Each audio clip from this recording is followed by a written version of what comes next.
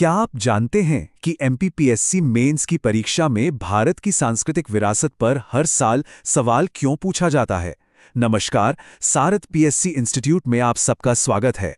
आज के इस डिटेल्ड सेशन में हम भारत की सांस्कृतिक विविधता के हर एक पहलू को बहुत बारीकी से समझने वाले हैं, ताकि मेंस में आपका एक भी नंबर ना कटे। तो ये सवाल देखिए, ये मेंस परीक्षा का एक बहुत ही महत्वपूर्ण हिस्सा है। और देखिए, सिर्फ इसका जवाब जानना ही काफी नहीं होता, आपको एक दमदार और वेल स्ट्रक्चर्ड जवाब लिखना होता है। इस सेशन में हम आपको वही सिखाएंगे। हम एकदम बेसिक से, मतलब विविधता के आधार से शुरू करेंगे, फिर कला और साहित्य के जो अलग अलग रूप हैं उनको देखेंगे, और हाँ, आखिर में हम आपको वो कीवर्ड्स और फ्रेमवर्क देंगे जिससे आप 200 शब्दों में एक परफेक्ट उत्तर लिख सकें। तो चलिए शुरू करते हैं। सेक्शन 1, भारत की विविधता का आधार। देखिए, किसी भी इमारत को समझने के लिए उसकी नींव को समझना बहुत ज़रूरी होता है। भारत की जो सांस्कृतिक विविधता की इमारत है ना, वो 4 मुख्य स्तंभों पर टिकी है। आइए अगली स्लाइड में इन चारों स्तंभों को एक-एक करके समझते हैं। देखिए, ये 4 स्तंभ जो हैं, एक मशीन के गियर की तरह काम करते हैं। पहला है भौगोलिक कारक, मतलब उत्तर में हिमालय से लेकर दक्षिण में समंदर तक, पश्चिम में रेगिस्तान से लेकर पूरब के घने जंगलों तक। इस विशाल भूगोल ने ही अलग अलग जीवन शैली, खानपान और पहनावे को जन्म दिया है। पहाड़ों में रहने वालों की संस्कृति तटीय इलाकों में रहने वालों से एकदम अलग है ना? दूसरा है धार्मिक कारक। भाई, भारत तो हिंदू, इस्लाम, सिख, ईसाई, बौद्ध, जैन जैसे बड़े बड़े धर्मों का घर है, और ये सब कुछ हमारे त्योहारों में, हमारी वास्तुकला में, हमारे दर्शन में साफ साफ झलकता है। तीसरा, और ये बहुत जरूरी है, भाषाई कारक। यहाँ तो सैकड़ों भाषाएं और बोलियां बोली जाती हैं। अच्छा, यहाँ एक एग्जाम अलर्ट है, इस स्टिकी नोट को जरा ध्यान से देखिए। संविधान की 8वीं अनुसूची में 22 भाषाओं को मान्यता दी गई है। ये सवाल प्रीलिम्स में कई बार पूछा गया है, तो इसे नोट कर लीजिए। और चौथा स्तंभ है सामाजिक कारक। हमारे समाज में अलग अलग जातीय समूह हैं, जनजातियां हैं, समुदाय हैं, जिनके अपने अनूठे रीति रिवाज, परंपराएं और त्योहार हैं, जो हमारी इस विविधता को और भी ज्यादा रिच बनाते हैं। तो अब जब हमने नींव समझ ली है, तो चलिए देखते हैं कि ये विविधता कला में कैसे दिखती है। जैसा कि आप अगली स्लाइड के चार्ट में देखेंगे, हम भारतीय कला को मोटे तौर पर 6 मुख्य कैटेगरी में बांट सकते हैं। ये जो चार्ट है ना, ये अगले 10 मिनट के लिए हमारा रोड मैप होने वाला है। हम नृत्य, संगीत, चित्रकला, वास्तुकला, हस्तशिल्प और आखिर में साहित्य, इन सभी पर डिटेल में बात करेंगे। याद रखिएगा, इनमें से हर एक टॉपिक से प्रीलिम्स और मेंस दोनों में सवाल बनते हैं, इसलिए बहुत ध्यान से समझिएगा। तो चलिए नृत्य कला से शुरू करते हैं। यहाँ पर न मुख्य रूप से 2 तरह के डांस हैं, शास्त्रीय और लोक। शास्त्रीय नृत्य जैसे भरतनाट्यम या कथकली, ये नाट्य शास्त्र जैसे पुराने ग्रंथों पर आधारित है। इनमें एक कड़ा अनुशासन होता है, भाव होते हैं, एक कहानी होती है जो अक्सर धार्मिक कथाओं से जुड़ी होती है। वहीं दूसरी तरफ जो लोक नृत्य हैं, वो आम लोगों की जिंदगी को दिखाते हैं। ये फसल कटाई, त्योहारों या शादियों के मौके पर किए जाते हैं, जैसे पंजाब का भांगड़ा हो गया या गुजरात का गरबा। अब आता है सबसे जरूरी पॉइंट जो आपको नोट करना है।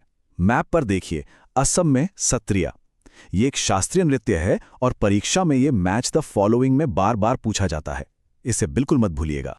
संगीत में भी हमें उत्तर और दक्षिण का एक साफ विभाजन देखने को मिलता है। उत्तर भारत में जो स्टाइल चलता है वो है हिंदुस्तानी संगीत, जिसमें आपको गजल, ठुमरी जैसे रूप मिलेंगे। वहीं दक्षिण भारत में कर्नाटक संगीत पॉपुलर है, जो कृति और वर्णम पर फोकस करता है। अब जरा चित्रकला को देखिए। बिहार की मधुबनी पेंटिंग में नेचुरल रंगों का इस्तेमाल होता है और ये पौराणिक कथाओं को दिखाती है। वहीं महाराष्ट्र की वारली पेंटिंग में ज्योमेट्रिक शेप्स का इस्तेमाल करके सामाजिक जीवन दिखाया जाता है। तो यहाँ से मुख्य टेकअवे क्या है? मुख्य बात है रीजनल स्पेशलिटी, मतलब हर कला अपने क्षेत्र की मिट्टी, वहां की संस्कृति और इतिहास से बहुत गहराई से जुड़ी होती है। हमारी वास्तुकला तो जैसे एक जीती जागती टाइमलाइन है। प्राचीन काल में हमें बौद्ध धर्म से प्रभावित सांची स्तूप जैसे विशाल स्तूप और खजुराहो जैसे नागर शैली के मंदिर दिखते हैं। फिर आता है मध्यकाल, जिसमें तुर्क, अफगान और मुगलों ने इंडो इस्लामिक स्टाइल को जन्म दिया। इसका सबसे बेहतरीन उदाहरण है ताजमहल, जिसमें मेहराब, गुंबद और मीनारों का क्या कमाल का इस्तेमाल है। और आखिर में आता है आधुनिक काल, जिसमें अंग्रेजों ने विक्टोरियन और गॉथिक स्टाइल की इमारतें बनाई, जैसे कि इंडिया गेट। हर युग ने अपनी सोच और अपनी टेक्नोलॉजी की छाप हमारी इमारतों पर छोड़ी है। हस्तशिल्प, ये सिर्फ सजावट की चीजें नहीं है, ये हमारी सांस्कृतिक पहचान है और लाखों लोगों के रोजगार का जरिया भी है। उत्तर प्रदेश की बनारसी साड़ी अपनी जरी की कारीगरी के लिए फेमस है, तो राजस्थान की ब्लू पॉटरी अपने नीले रंग के लिए। इनमें से कई प्रोडक्ट्स को तो अब जीआई टैग यानी ज्योग्राफिकल इंडिकेशन भी मिल चुका है, जो उनकी क्वालिटी और रीजनल स्पेशलिटी की गारंटी देता है। ये भी परीक्षा के लिए एक बहुत जरूरी पॉइंट है। कला के इन रूपों के बाद अब हम अपने साहित्यिक सफर पर आगे बढ़ते हैं। चलिए देखते हैं कि भारत की कहानियों ने समय के साथ कैसे-कैसे रूप बदले हैं। अब बात करते हैं साहित्य की। हमारी जो साहित्यिक यात्रा है, वो प्राचीन काल के धार्मिक और दार्शनिक ग्रंथों से शुरू होती है। वेदों में ज्ञान और यज्ञ के मंत्र हैं, तो उपनिषदों में आत्मा परमात्मा पर गहरी सोच है। मध्यकाल आते आते साहित्य आम लोगों तक पहुंचा, सरल भाषा में। यह भक्ति और सूफी आंदोलन का दौर था, जिसमें कबीर, मीराबाई और सूफी संतों ने प्यार और इंसानियत का संदेश दिया।